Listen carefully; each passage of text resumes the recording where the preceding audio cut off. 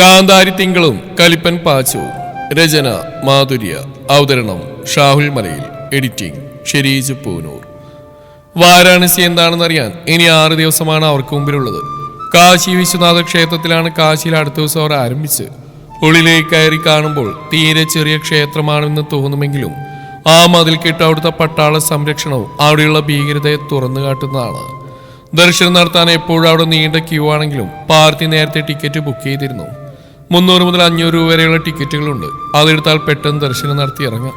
അങ്ങനെ ദർശനം നടത്തി കഴിഞ്ഞവർ പിന്നെയും കാശിയുടെ തെരുവോരങ്ങളിലേക്ക് ഇറങ്ങി. പുതിയ കാഴ്ചകൾ, പുതിയ രുചികൾ, പുതിയ അനുഭവങ്ങൾ. കാശിയിലെ ഓരോ ഘട്ടും ഓരോ ഗല്ലിയും വ്യത്യസ്തമാണ്. ഗല്ലി അവിടുത്തെ തെരുവോരങ്ങളെയാണ് ഉദ്ദേശിക്കുന്നത്. പറഞ്ഞു കേൾക്കുമ്പോൾ കുറെ ക്ഷേത്രങ്ങളാൽ നിറഞ്ഞ് മുഴുവൻ ഭക്തി മാത്രം നിറഞ്ഞ അന്തരീക്ഷം എന്നൊക്കെ എല്ലാവർക്കും തോന്നുമെങ്കിലും ഇവിടെ വന്നുവിട്ടാൽ മാത്രമേ കാശി എന്താണെന്ന് ശരിക്കും അറിയാൻ പറ്റൂ. ഒരു മനുഷ്യൻ അനുഭവിച്ച് തന്നെ അറിയേണ്ട പുണ്യസ്ഥലം. അങ്ങനെ അനുഭവിച്ചറിഞ്ഞുകൊണ്ട് തന്നെ 3 പേര് അവരുടെ യാത്ര അത്രമേൽ ആസ്വദിക്കുന്നത്. നാവിന്റെ രസമുകുളങ്ങളെ തൊട്ടുണർത്തുന്ന പലതരം വേറിട്ട രുചികൾ വേറെയും.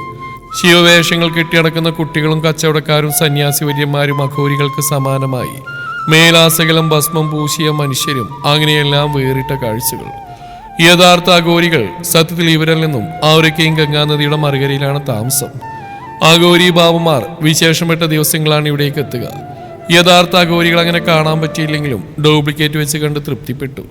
മീതു അവരുടെ കൂടെ പോയി സെൽഫി എടുക്കുന്നുണ്ടായിരുന്നു. തിങ്കളിനെയും പിടിച്ചു നിർത്തി, കൂടെ പാർത്തിയെയും. കാശിയിലെ 3ാമത്തെ ദിവസത്തിലാണ് അവർ ബോട്ട് യാത്രയ്ക്ക് ഒരുങ്ങിയത്. വൈകുന്നേരം ദശശ്വമേധഘട്ടിലാണ് ഗംഗാരതിയെങ്കിൽ രാവിലെ അസീഘട്ടിലാണത്. ഗംഗാരതി കഴിയുമ്പോൾ തന്നെ ബോട്ടിങ്ങിനായി ആളുകൾ വിളിച്ചുകൊണ്ടുപോകുന്ന കാണാം. അന്നേരം കോട മൂടിക്കിടക്കുന്ന സുന്ദരിയായ ഗംഗയിലൂടെ ബോട്ടിംഗ് യാത്ര തരുന്നൊരു ഫീലുണ്ട്. ഗംഗയെ നോക്കി മതിമറന്നിന്ന് അത്രയും ഉത്സാഹത്തോടെയാണ് 3 പേരും ബോട്ടിലേക്ക് കയറാൻ ചെന്നത്. പാർത്തിയാണ് ആദ്യം കയറിയിരുന്നത്. മിഥുൻ കയറിയതിനു ശേഷം തിങ്കളിന് കയറാനായി കൈനീട്ടി കൊടുത്തു. അവന്റെ കയ്യിൽ പിടിച്ചു കയറിയവൾ പാർത്തിയുടെ അടുത്തേക്കിരുന്നു.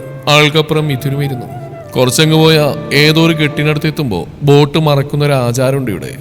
തിങ്കളോട് വളരെ ഗൗരവത്തിൽ തന്നെ പാർത്തിയത് പറഞ്ഞു കഴിയുമ്പോൾ അവിടെ ഇവിടെയും നോക്കി കാഴ്ചകൾ കണ്ടിരുന്നവൾ ആണോ എന്നൊരു ചോദ്യത്തോടെ അവനെ നോക്കി. അതേന്ന് കണ്ണടച്ച് കാണിക്കുമ്പോൾ പാർത്തിയുടെ ചുണ്ടിലൊരു ചിരിയുണ്ടായിരുന്നു. ആ നിന്നെ പറ്റിച്ചാടി. അപ്പോഴേക്കും ഇത് പറഞ്ഞു കഴിഞ്ഞത് തിങ്കൾ തലയരിച്ച് പാർത്തിയെ കടുപ്പിച്ചൊന്ന് നോക്കി. അവൻ അപ്പോൾ തന്നെ ചിരിച്ചുകൊണ്ട് മുഖം വെട്ടിച്ച് കളഞ്ഞു. ബോട്ട് നീങ്ങി തുടങ്ങി. നമ്മൾ തെക്കുള്ളവരെ ശരിക്കും അത്ഭുതപ്പെടുത്തുന്ന രൂപവും ഭാവവുമാണ് ഗംഗാനദിക്കുള്ളത്. ശാന്തമായി സുഖസുഷുപ്തിയിൽ മയങ്ങി ഒഴുകുന്ന ഗംഗയിൽ തിരകൾ കൂടെ ഉണ്ടായിരുന്നെങ്കിൽ ഒരു കടലെന്ന് തോന്നിപ്പിക്കും ഇത് ആഴവും പരപ്പുമുണ്ട്.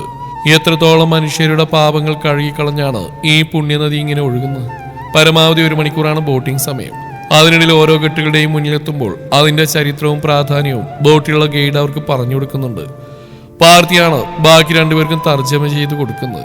ഹിന്ദി കേട്ടാലൊക്കെ മനസ്സിലാവുമെങ്കിലും അയാൾ പറയുന്ന സ്പീഡിൽ മനസ്സിലാക്കാൻ പാർത്തി തന്നെ വേണം. വളരെ കുറച്ച് സമയം കൊണ്ട് ഒരു മനുഷ്യന്റെ ചിന്തകളെയും ജീവിതത്തെയും മാറ്റിമറിക്കാൻ കാശിക്ക് സാധിക്കും. വർണ്ണിക്കാൻ കഴിയാത്ത ഊർജത്തിന്റെ ഒരു കലവറ തന്നെ ഈ സ്ഥലത്തുണ്ട്. ആ ഊർജം നമുക്ക് കാശി പകർന്നു നൽകുകയും ചെയ്യും.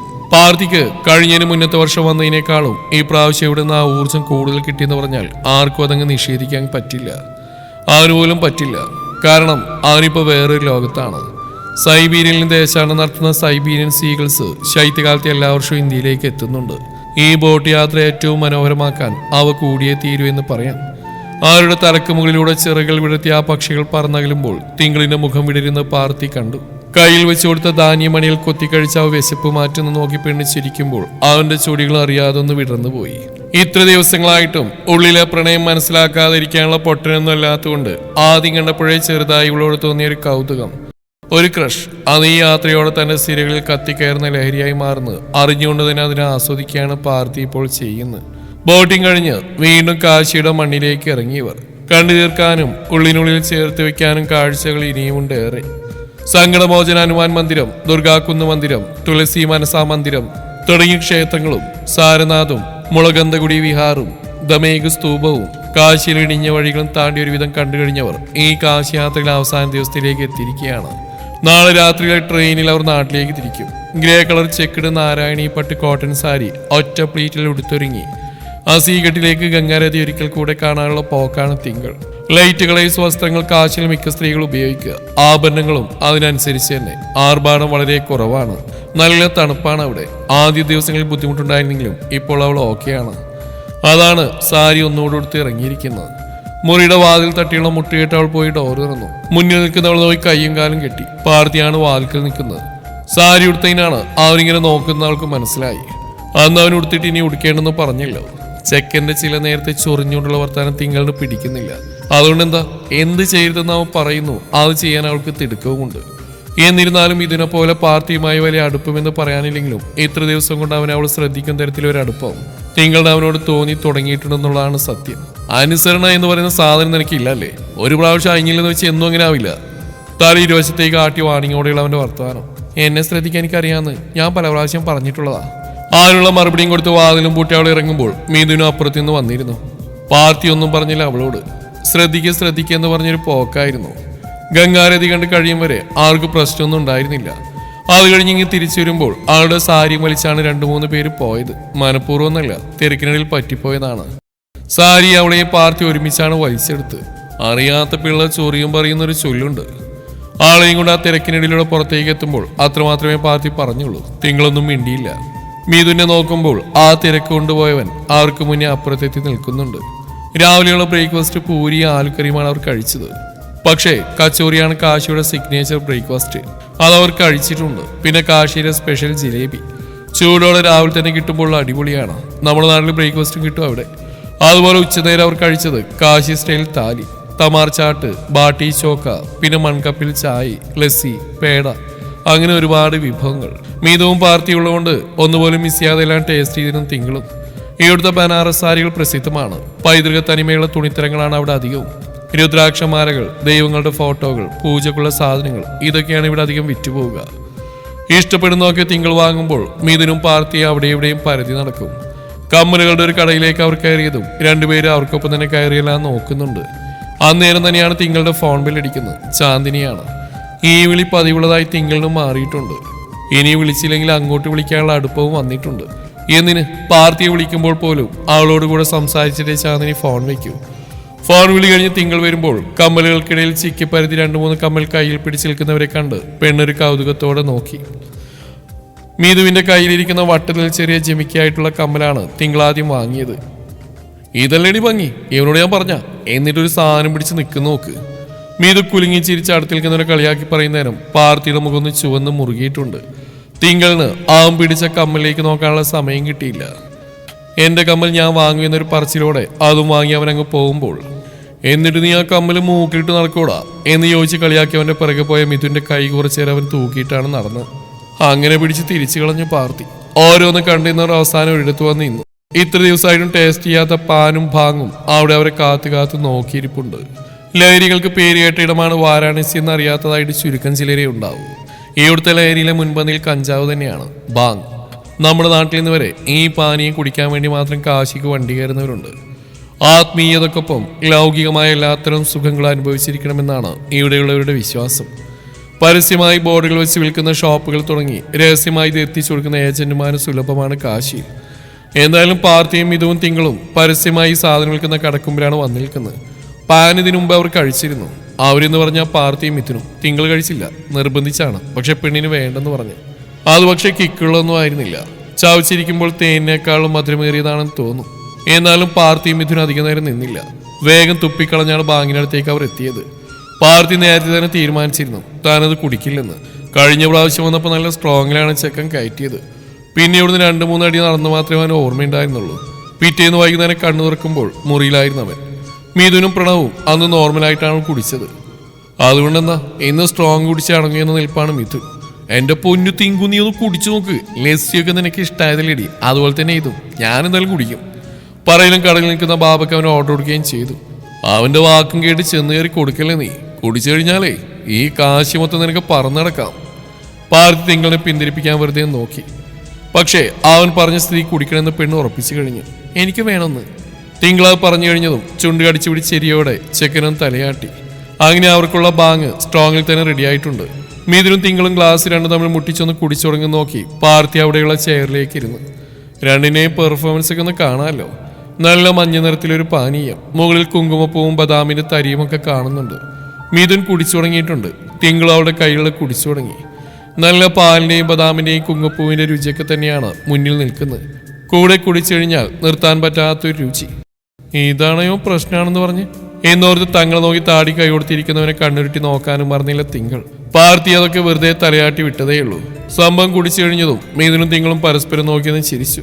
പാർത്തി ബാങ്കിന്റെ കാശും കൊടുത്ത് രണ്ടുപേരോടും പോവാമെന്ന് പറയുന്നുണ്ട്. അതിന് ഒരുപോലെ തന്നെ തലയാട്ടി എഴുന്നേറ്റ് രണ്ടുപേരും. ഇപ്പോഴും ആ മുഖങ്ങളിലെ ചിരി മാഞ്ഞിട്ടില്ല. ഇനി അത് മായാനും പോകുന്നില്ല. തിങ്കൾ ഇത്ര ദിവസങ്ങളിൽ ചിരിക്കുന്നൊക്കെ ഉണ്ടായിരുന്നു. പക്ഷേ ഇതുപോലെ പെണ്ണിന്റെ മനസ്സുറന്നൊരു ചിരി ആദ്യമായിട്ട് കണ്ട നിമിഷത്തിൽ പാർത്തി അവിടെ ഒരു നിൽപ്പ് നിന്നുപോയി. അവന്റെ ഉള്ളിൽ ചിറകി വിടർത്തി പറന്ന പ്രണയശലഭങ്ങൾ പെണ്ണിന്റെ ചിരിമുട്ടിലേക്ക് വട്ടമിട്ട് പറക്കാൻ തുടങ്ങിയ നേരം ഇങ്ങ് വാടാന്നും പറഞ്ഞ് മിതു അവന്റെ കയ്യിൽ പിടിച്ച് വലിച്ചു കഴിഞ്ഞു. പാർത്തി തിങ്കളുടെ നോക്കുമ്പോൾ അവളും സ്വാഭാവികമായി തന്നെ അവർക്ക് പിറകെ നടന്നു വരുന്നുണ്ട്. സൂക്ഷിച്ചു നോക്കിയാൽ പെണ്ണിന് ചെറിയൊരു ആട്ടമില്ലേ. ഒരു കൈ കൊണ്ട് മിഥുനെ പിടിച്ചെടുത്തതിനൊപ്പം മറുകൈ കൊണ്ട് തിങ്കളെയും പിടിച്ച് തങ്ങൾക്കടുത്തേക്ക് നിർത്തി പാർത്തി. കുറച്ചങ്ങ് ആൾക്കൂട്ടങ്ങൾക്കിടയിലൂടെ അവരെയും കൂട്ടി നടന്ന ഒരു റിക്ഷയ്ക്ക് കൈകാട്ടി വിളിച്ചു. റിക്ഷയിൽ കയറും വരെ കുഴപ്പമൊന്നുമില്ലായിരുന്നു. കയറി കഴിഞ്ഞ് കുറച്ചങ്ങ് പോയി നിർത്തിവെച്ച ചിരി വീണ്ടും അവർ സ്റ്റാർട്ട് ചെയ്തിട്ടുണ്ട്. ചിരിക്കുന്നതുകൊണ്ട് പ്രശ്നമൊന്നുമില്ല. പക്ഷെ എന്തിനാണ് ചിരിക്കുന്നതെന്ന് അവർക്ക് പോലും അറിയില്ല. പാർത്തിക്ക് മനസ്സിലായി രണ്ടിനും തലക്ക് പിടിച്ച് തുടങ്ങിയിട്ടുണ്ടെന്ന്. കുടിച്ചു കഴിഞ്ഞാലും ഒരമണിക്കൂർ കഴിയത്തങ്ങ് പിടിക്കാൻ. ഭക്ഷണം കഴിച്ചു കഴിഞ്ഞുകൊണ്ട് പിന്നെ എവിടെ നിൽക്കാൻ നേരെ ഹോട്ടലിലേക്ക് തന്നെയാണ് രണ്ടിനെയും കൊണ്ട് പാർത്തി ചെന്ന്. സത്യത്തിൽ ഇത് കഴിച്ചു കഴിഞ്ഞാൽ തലക്കാണ് മന്ദത. ചിലർക്ക് ശരീരത്തിന് അങ്ങനെ തളർച്ചയൊന്നും ഉണ്ടാവില്ല. ബോധങ്ങ് മുഴുവനായി പോകും വരെ നടന്നോളും. മിഥുനും തിങ്കളും അതുപോലെയാണ്. റിക്ഷയിൽ നിന്നിറങ്ങി കൈയും പിടിച്ചുള്ള രണ്ടിനെയും പോക്ക് നോക്കി പാർത്തി റിക്ഷക്കാരന് കാശും കൊടുത്ത് അവർക്ക് പുറകെ ഓടി. വലിയ കാര്യത്തിൽ അകത്തേക്ക് കയറി പോയെങ്കിലും വഴിയൊന്നും നിശ്ചയമില്ല രണ്ടിനും. ഇടത്തോട്ട് പോവേണ്ടതിന് വലത്തോട്ട് പോകുന്നുണ്ട്. ഓടിച്ചെന്ന് പാർത്തി രണ്ടിനെയും പിടിക്കുമ്പോൾ വീട് പാർത്തി എന്ന് പറഞ്ഞ് പെണ്ണ് കൈകുതിരി പിടിക്കുമ്പോൾ അവൻ ആ കൈ അങ്ങ് വിട്ടുകൊടുത്തു. അടുത്ത നിമിഷം ആൾ പിന്നോട്ടാഞ്ഞതേ പിടിച്ചോ പാർത്തി എന്ന അടുത്ത ശബ്ദം. അപ്പോഴേക്കും പാർത്തി അവളെ കയ്യിൽ കയറി പിടിക്കുകയും ചെയ്തു. രണ്ടിനെയും കൊണ്ടവൻ മുറിയിലേക്ക് നടക്കുമ്പോൾ വഴിയിൽ വെച്ച് പിന്നെ അവന്റെ കൈവിട്ടുപോയ രണ്ടു നേരം മുന്നോട്ട് നടന്നു. ഇപ്പൊ മുറി ഓർമ്മ വന്നേന്ന് തോന്നുന്നു രണ്ടുപേർക്കും. പക്ഷെ മിതു തിങ്കളിനെയും വലിച്ച് അവരുടെ മുറിയിലേക്കാണ് കയറിയത്. പാർത്തി അവർക്കൊപ്പം തന്നെ അകത്തേക്ക് കയറുമ്പോൾ മിതുവും തിങ്കളും ബെഡിൽ നിന്ന് ചിരിക്കുന്നുണ്ട്. ആദ്യം പെണ്ണിനെ തിരിച്ച് മുറിയിലേക്ക് കൊണ്ടെന്നാക്കാമെന്ന് കരുതിയെങ്കിലും എന്ത് വിശ്വസിച്ച് അവളോട് ഒറ്റക്കിട്ടിട്ട് വരും. അതുകൊണ്ട് ഇവിടെ തന്നെ തൽക്കാലം ഇരിക്കട്ടെ എന്ന് വെച്ച് പാർത്തി പോയി വാതിലടച്ച് വരുമ്പോൾ ബെഡിൽ നിന്ന് രണ്ടും ചിരി നിർത്തി അവനെ നോക്കുന്നുണ്ട്. പാർത്തിയും എനിക്ക് വിശക്കണു. ചുണ്ടൊന്നും മലർത്തിയുള്ള പെണ്ണിന്റെ പറച്ചിൽ ആദ്യമായി അവളുടെ മുഖത്ത് കണ്ട ആ ഭാവത്തിൽ അവന്റെ ഉള്ളങ്ങ് അലിഞ്ഞു പോയി. എനിക്കും വിശന്നിട്ട് പോയടാ മിതവും പറയുന്നുണ്ട്. ഈ സാധനം കുടിച്ചാൽ വിശപ്പിന്റെ അസുഖശരി കൂടുമെന്ന് കേട്ടിട്ടുണ്ട്. അത് തന്നെയായിരിക്കും ഇവറ്റകൾക്കും. ഞാൻ താഴെ വിളിച്ച് ഓർഡർ ചെയ്യാമെന്ന് പറഞ്ഞു. എന്താണ് വേണ്ടെന്ന് വിളിച്ച് പറഞ്ഞ് പാർത്തി നോക്കുമ്പോൾ ബെഡിൽ മറന്നു വീണ തിങ്കളിനടുത്തേക്ക് തന്നെ മിഥുവും കിടക്കാനൊരുങ്ങുന്നുണ്ട്. ഒറ്റ ചാട്ടത്തിനാണ് അവൻ ബെഡിനടുത്ത് തിങ്കളിനെ വലിച്ചിങ്ങെടുത്തത്. അപ്പോഴേക്കും ബെഡിൽ കിടന്ന മിഥു അവരെ നോക്കുന്നുണ്ട്. ഒപ്പം അവന്റെ മേത്തേക്ക് ആഞ്ഞുപോയ ആഘാതത്തിൽ അവളും കണ്ണും തുറിച്ചൊരു നോട്ടം. നീ ഇവിടെ നെഞ്ചു വിരിച്ച് കിടന്നു, ഇവൾ അപ്പുറത്ത് നെഞ്ചു വിരിച്ച് കിടന്നോളൂ. മിഴിച്ചു നോക്കി നിൽക്കുന്നവളെയും ആ കിടക്കുന്നവനെയും നോക്കി പറയലും ആള് താങ്ങി പിടിച്ചാൽ അവന്റെ ബെഡിലേക്ക് കൊണ്ട് കിടത്തി. കുറച്ചേരം കൂടെ പാർത്തിയെയും ബെഡിലേക്കും നോക്കി തലയാട്ടി തിങ്കളും അനുസരണയോടെ തന്നെ അവൻ കൊണ്ടിരുത്തിയ ബെഡിലേക്ക് ചാഞ്ഞു കിടന്നു. സ്വല്പനേരം അപ്പോഴേക്കും നീണ്ടു നിവർന്ന് കിടന്നവർ മുകളിൽ സീലിംഗിലേക്ക് നോക്കി പിന്നെയും ചിരി തുടങ്ങിയിട്ടുണ്ട്. ഫുഡ് വന്നപ്പോഴാണ് പിന്നെ രണ്ടും എഴുന്നേറ്റത്. എങ്ങുമില്ലാത്ത വിശപ്പോടെ തന്നെ ഭക്ഷണം കഴിക്കുന്നവരെ കണ്ട് പാർത്തി കണ്ണുമിഴിച്ചൊരു ഇരിപ്പായിരുന്നു. പാർത്തിന് വേണ്ടേ?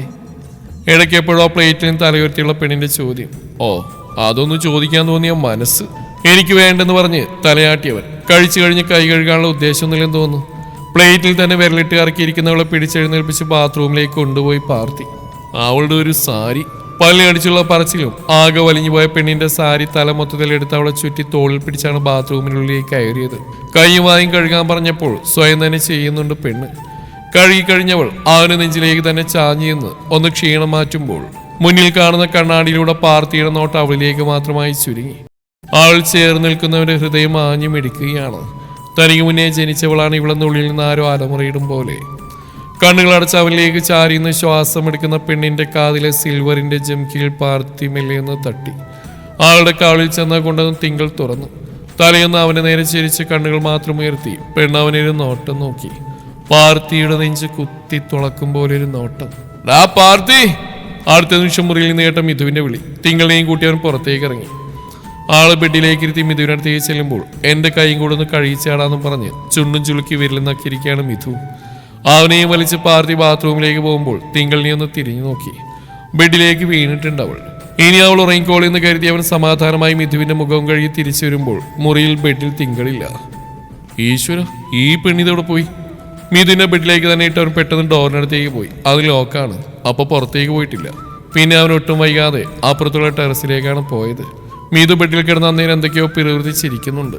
ഓടിച്ചെന്ന് പാർത്തി ടെറസിലേക്ക് നോക്കുമ്പോൾ അവിടെ മുകളിലേക്ക് പണിഞ്ഞൊരു ബാൽക്കണി പോലെയുള്ള സ്ഥലത്തേക്കുള്ള സെറ്റപ്പിലേക്ക് വലിഞ്ഞു കയറുന്നവൾ. പാർത്തിയുടെ ഉള്ളിലൂടെ ഒരു ഇടിമിന്നൽ കടന്നുപോയി. താഴെങ്ങാനും വീണ പൊടി പോലും കിട്ടില്ല പെണ്ണിന്റെ. ആദ്യത്തെ പകപ്പ് മാറി കാറ്റുപോലെയാണ് അവൻ അവൾക്കടുത്തേക്ക് പാഞ്ഞത്. തിങ്കൾ മുകളിലെത്തിയപ്പോൾ തന്നെ പാർത്തിയും ചാടിക്കയറി അങ്ങോട്ട് എത്തിയിരുന്നു. നിനക്കിത് എന്തിന്റെ കേടാടി? പിന്നോട്ട് വലിച്ച ആളുകൾ തിരിച്ചു നിർത്തുമ്പോൾ അവന്റെ കൈപ്പിടിയിൽ നിന്ന് കുതിരി തിങ്കൾ. എനിക്ക് ഇവിടെ ഇരിക്കണം. പറയിലും നിലത്തേക്ക് ഇരിക്കലും കഴിഞ്ഞ പെണ്ണും പതിയെ നിരങ്ങി കാൽ രണ്ടും താഴേക്കിട്ട് ആ ഇരിപ്പങ്ങ് സുഖമാകുമ്പോൾ പാർത്തിയും പെട്ടെന്ന് അവൾക്ക് അടുത്തേക്ക് ഇരുന്നിരുന്നു. വേറെ എവിടെയും നിനക്ക് ഇരിക്കാൻ സ്ഥലമില്ലല്ലേ, ഇവിടെ തന്നെ വന്നിരിക്കണം. പിന്നിലേക്ക് വലിച്ച് അവളെ കുറച്ചുകൂടെ കയറ്റിരുത്തി അവനത് പറയുന്നേരം പെണ്ണ് തലയിരിച്ച് അവനെ നോക്കി. ഇരിക്കണം. ആ പറച്ചിലിനൊപ്പം പിന്നെ അവൾ ചിരിച്ചു. ഒരുപാട് ഒരുപാട് ചിരിച്ചു. പെണ്ണിന്റെ ചിരിയൊലികൾ അവിടെ ഉയർന്ന് കേട്ടു. എന്താണ്? ആ ചിരിയിലേക്ക് തന്നെ കണ്ണിമോട്ടാ നോക്കിയിരുന്നവൻ ചുണ്ടിൽ വിരലിനാൽ താളമിട്ട് ആ കട്ടിപ്പുരികം മുഖി ചോദിക്കുന്നതിനും തിങ്കളവന്റെ തോളിലേക്ക് ചാഞ്ഞവും പെട്ടെന്നാണ്. പുറത്തുള്ള തണുപ്പ് ഒന്നുമല്ല, ഇവളിങ്ങ് ചാഞ്ഞപ്പോൾ ഉള്ളം കുളിർന്ന തണുപ്പിലാണ് പാർത്തി വിറച്ചു പോയത്. തുടരും ഈ കഥയുടെ ബാക്കി ഭാഗം നാളെ ഇതേ സമയം.